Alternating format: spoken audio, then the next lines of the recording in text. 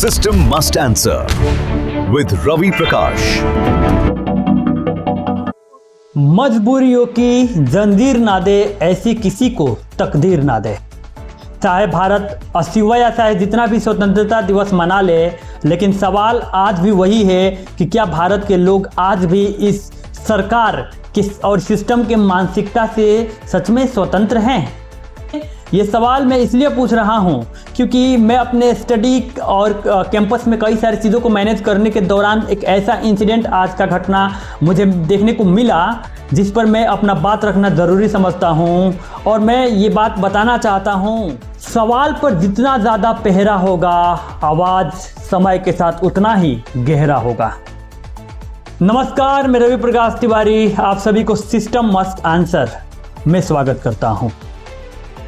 आप सभी ने आज देख चुके होंगे कि किस प्रकार भारत के अलग अलग राज्य के, चाहे वो बिहार हो, चाहे राजस्थान, चाहे वो उत्तर प्रदेश, हर जगह जेन अल्फा अपनी आवाज़ उठाते हुए और रोड पर खड़ा होकर प्रोटेस्ट करते हुए दिखाई दे देंगे, जिनको इस समय स्कूल में रह कर के पढ़ाई करना चाहिए था।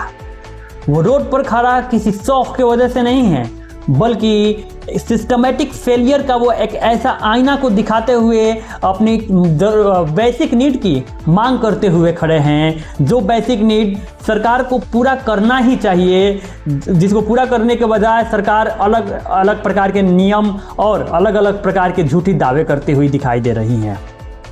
हाल ही के हुए एक ऐसे राजस्थान के घटना में जिसमें स्कूल टूटी फूटी हालत से बनी हुई एक स्कूल की बिल्डिंग गिर जाती है। भले ही किसी जान माल का नुकसान नहीं होता है थैंक्सफुली, बट स्टिल बच्चों के अंदर ये सवाल खड़ा कर देता है कि कब तक उस सिस्टम को झेलें जहाँ पे ना ही 5 तक तो क्लास है लेकिन 2 ही टीचर हैं। सोचो, जहाँ पे इतने सारे लड़कियां हैं, लड़के हैं, पर बाथरूम के नाम पे कुछ नहीं है, खुले में उनको शौच करने जाना पड़ता है और सरकार खुले में शौच मत करो ये अभियान चलाती है। सोचो कितना कॉन्ट्रडिक्टरी है एसी में बैठकर सरकार के दिए गए बयानों में और रियल लाइफ में लोगों के द्वारा फेस किए जाने वाले उन समस्याओं में। सबसे पहले तो मैं ये बताना चाहता हूँ कि ये जो नियम बनाने वाले लोग जब तक एसी में बैठकर बनाएंगे नियम ना, तब तक रोड पे जलने वाले लोग यूं ही मरते रहेंगे। और इनके पास आंकड़ा हर एक चीज का है, उस हर एक एरिया के हर उस वोटर का है कि वो किस बात पर वोट देता है, किसको वोट देने वाला है, हर एक चीज के बारे में है। लेकिन जब बात आ जाती है जानकारी की, उनके द्वारा की गई फेलियर्स की, तब वो कहते हैं कि अब तक मेरे संज्ञान में वो था ही नहीं। जेन अल्फा से हम सारे उम्र दराज लोगों को, जो अपने आप को सीनियर और समझदार मानते हैं, उनको सीखना चाहिए कि जब सिस्टम एक्सप्लॉयटेशन करना शुरू कर देता है तो आवाज़ उठाना हमारी ज़रूरत बन जाती है। और आज मैं देख रहा हूं कि चाहे कितने भी बड़े लोग पर कितना ही ज़्यादा परेशानी क्यों ना सह रहे हों, लोग इंतज़ार कर रहे हैं कि हमारे लिए कोई और आवाज़ उठाए। 40 लोग काम कर रहे हैं, 40 लोगों का एक्सप्लॉयटेशन हो रहा है, but still they are waiting कि कोई और उनके लिए आवाज़ उठाए, but they are not able to make raise their sound. और याद रखना होगा कि जब तक हम आवाज़ नहीं उठाएंगे, जब तक सवाल नहीं करेंगे, तब तक सिस्टम हमें जवाब नहीं देगा, क्योंकि सिस्टम काम करना नहीं चाहता, हमें काम करवाने आना चाहिए। और यदि आप अपना सवाल रखोगे तो सिस्टम को जवाब देना ही पड़ेगा। That's why we make system must answer. और मैं ये कहना चाहता हूँ कि जिनको हमारी ये सवाल कड़वा लगता है वो अपना कुर्सी छोड़ दें, क्योंकि रोड पे चलने वाले लोग से अक्सर सवाल नहीं किए जाते हैं। ये जो कुर्सी पर बैठे हो, ये कुर्सी कुछ रिस्पॉन्सिबिलिटी के साथ आती है। ये जो वोट लेकर के आप अपनी सरकार बनाए हो, वो सरकार और वो वोट देने के पीछे लोगों की कुछ उम्मीदें हैं आपसे, और उस उम्मीदों को इस तरह से नहीं कुचल सकते हैं। साइकोलॉजी में एक टर्म आता है प्रोजेक्शन या फिर ब्लेम शिफ्टिंग।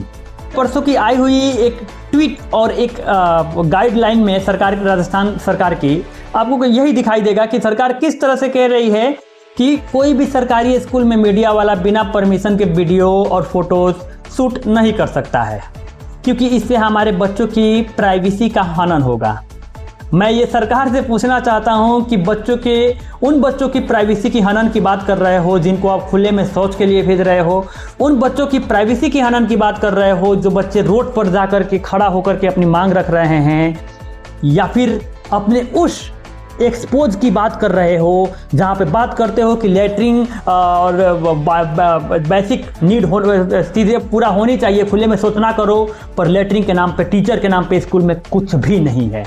उस चीज़ को एक्सपोज होने से डरते हो कि कहीं आपकी जो सिस्टम है वो एक्सपोज ना हो जाए। लेकिन याद रखो कि बच्चों ने अपना आवाज़ उठाना सीख लिया है, और जब तक आवाज़ उठाएंगे तो जवाब तो आपको देना ही पड़ेगा।